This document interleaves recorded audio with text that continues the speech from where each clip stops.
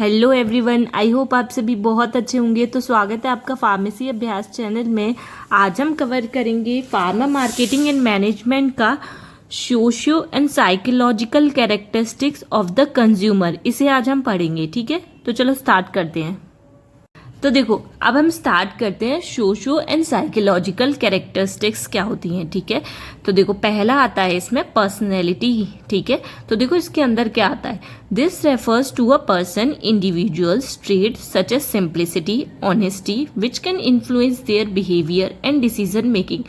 तो देखो, पर्सनैलिटी एक इम्पॉर्टेंट फैक्टर होता है जो अफेक्ट करता है हमारी किसी भी चीज़ को, हमारी सेल को भी अफेक्ट कर सकता है। जैसे कि देखो, इसमें क्या आता है, पर्सन या फिर इंडिविजुअल ट्रेड, मतलब पर्सन और इंडिविजुअल का कैसे उसके गुण हैं, कैसा उसका स्वभाव है, या फिर कैसी उसकी विशेषताएं।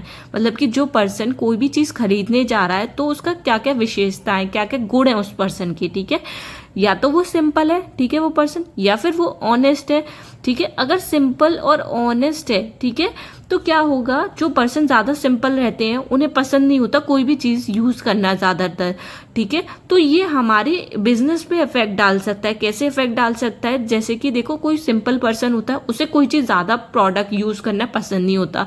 यहाँ पे अगर कोई पर्सन फैशनेबल है तो उसे क्या होगा, बहुत ज़्यादा चीज़ों का यूज़ करना, बहुत चीज़ें यूज़ करना और पसंद होता है बहुत ज़्यादा उन लोगों को। तो क्या होगा, जो फैशनेबल पर्सन्स होते हैं वो प्रोडक्ट ज़्यादा खरीदना पसंद करते हैं, जिससे क्या होता है, कंपनी को बहुत ज़्यादा प्रॉफिट मिलता है, क्योंकि उनका प्रोडक्ट बिक रहा है ना, तो उन्हें प्रॉफिट मिल रहा है। पर यहाँ पे जब हमारा सिंपल पर्सन उसे यूज़ करना पसंद ही नहीं, तो वो खरीदेगा भी क्यों पसंद करेगा, ठीक है। तो यहाँ पे उन पर्सन से कंपनी को ज़्यादा प्रॉफिट मिलेगा जो प्रोडक्ट्स ज़्यादा यूज़ करते हैं, ज़्यादा फैशनेबल है, ठीक है, किसी भी चीज़ को किसी भी चीज़ से रिलेटेड, ठीक है। तो एक पर्सनैलिटी एक हमारा इंपॉर्टेंट फैक्टर होता है जो इफेक्ट करता है। तो इसी वजह से तो हम मार्केट को किस हिसाब से डिवाइड करते हैं, उसके मतलब पर्सनैलिटी की बेसिस पे, ठीक है। समझ में आ गया।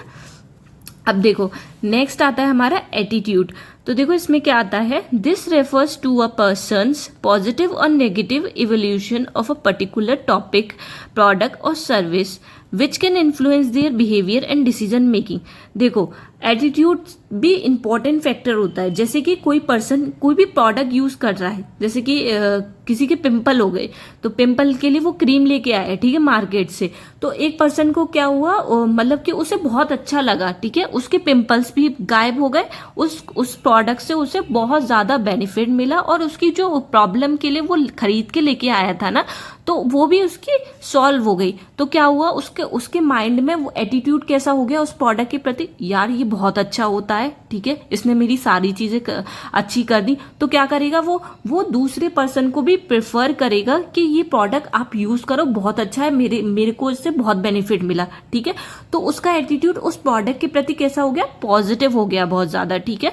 तो वो दूसरों को भी प्रेफर कर रहा है, जिससे क्या है, कंपनी को बेनिफिट हो रहा है कि वो उसके प्रोडक्ट को क्या कर रहा है, एडवर्टाइज कर रहा है एक तरीके से, क्योंकि उसे बेनिफिट हुआ। अगर यहाँ पे ही उसको वो प्रोडक्ट नहीं पसंद आता तो क्या हुआ, उसका एटीट्यूड उस प्रोडक्ट के प्रति कैसा हो जाता, नेगेटिव एटीट्यूड हो जाता। वो दूसरों को भी नेगेटिव ही चीजें बताता कि इस प्रोडक्ट ने मेरे को कोई भी चीज, मतलब कि मेरा कोई भी ट्रीटमेंट नहीं किया, ये बहुत ज्यादा बेकार प्रोडक्ट है, ऑलरेडी मेरे और चीजें, मतलब और पिंपल हो गए इससे।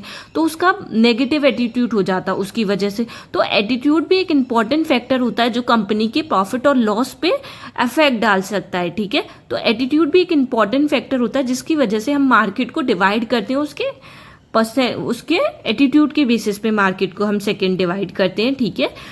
अब देखो, नेक्स्ट है हमारा लाइफस्टाइल। तो देखो इसमें क्या आता है, this refers to a person patterns of behaviour, activity, interest which can influence their purchasing behaviour and the product prefers. तो देखो इसमें क्या आता है, कोई भी पर्सन है उसका कैसा बिहेवियर है, उसकी कौन कौन सी वो एक्टिविटीज करता है, कौन कौन सी किस किस चीज़ों में उसका इंटरेस्ट है, ठीक है।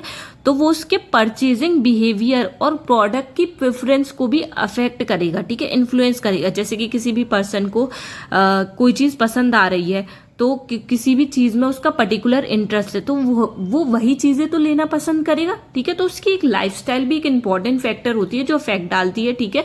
अब देखो नेक्स्ट आता है हमारा फोर्थ वन।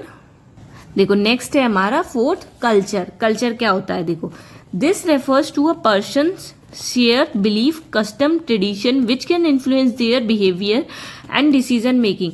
तो देखो इसमें क्या आता है, कल्चर से रिलेटेड आएगा, जैसे कि पर्सन का किस में बिलीफ है, कौन सा उसका कस्टम है, कौन सा उसका ट्रेडिशन है, तो वो अकॉर्डिंग टू अपने ट्रेडिशन के हिसाब से, अपने बिलीफ के हिसाब से, अपने ट्रेडिशन के बिलीफ के हिसाब से ही चीज़ों को परचेज करेगा, चीज़ों को खरीदेगा और उसका डिसीजन होगा। ठीक है, देखो जैसे कि कुछ पर्सन होते हैं जो वेजिटेरियन खाना पसंद करते हैं और कुछ होते हैं नॉन वेजिटेरियन खाना पसंद करते हैं। तो जो वेजिटेरियन होंगे तो उन्हें पसंद होगा कि हमें वेजिटेरियन फूड मिले, वेजिटेरियन कुछ मिले। ठीक है, तो उनका बिहेवियर कैसा हुआ, अकॉर्डिंग टू देयर कस्टम। ठीक है, कि उनके ट्रेडिशन में वेजिटेरियन ही खाया जाता है। ठीक है, तो उसके अकॉर्डिंग वो चीज़ें मतलब खा रहे हैं, परचेज कर रहे हैं। ठीक है, तो उसके पर जो नॉन वेज होंगे, जो उनके ट्रेडिशन में खाया जाता है, जो भी कुछ किया जाता है, तो वो उसके हिसाब से अपना डिसीजन ले रहे हैं, उनका उसके हिसाब से बिहेवियर है। ठीक है, तो हमारा कल्चर भी एक इम्पॉर्टेंट फैक्टर होता है सोशो एंड साइकोलॉजिकल कैरेक्टरिस्टिक्स में। ठीक है, ये एक इम्पॉर्टेंट फैक्टर होता है जिसको हम इसमें भी क्या करते हैं, हम मार्केट को डिवाइड करते हैं कल्चर के अकॉर्डिंग। ठीक है, आई होप आपको ये टॉपिक बहुत अच्छे से क्लियर होगा। यहाँ पे हमारा फिनिश होता है सोशो साइकोलॉजिकल कैरेक्टरिस्टिक्स। देखो हमारे यहाँ पे फिनिश हो गया socio psychological characteristics of the consumer. ठीक है, आई होप आपको टॉपिक क्लियर हुआ होगा। अगर आपको कोई भी डाउट है इस यूनिट से रिलेटेड तो प्लीज़ कमेंट करके मुझे बताइए। अगर वीडियो हेल्पफुल लगी है तो प्लीज़ लाइक शेयर सब्सक्राइब कीजिए। और मैं एक और बात आपसे करना चाहूँगी, इस वीडियो की मतलब इस टॉपिक की वीडियो जो होती है मैं डालना भूल गई थी। तो देखो हमारी फार्मेसी अभ्यास फैमिली में से ही एक व्यूअर हैं जिन्होंने मुझे रिकॉल कराया कि आप ये वीडियो डालना भूल गई थी। तो मुझे बहुत अच्छा लगा कि आप लोग इस तरीके से बताते हैं मुझे, तो बहुत अच्छा लगा कि क्या कहते हैं, हम कुछ चीज़ मिस कर जाते हैं तो आप लोग बता रहे हैं। आप लोगों की सपोर्ट की वजह से ही हम इतना सब कुछ कर पा रहे हैं। अगर आप लोगों का सपोर्ट ना हो तो हम कुछ ना कर पाएँ। तो जिन्होंने मुझे रिकॉल कराया, जिन्होंने मुझे बताया, तो देखो मैं उनका नाम बताती हूँ, @आदर्श कुमार B3T नाम है उनका।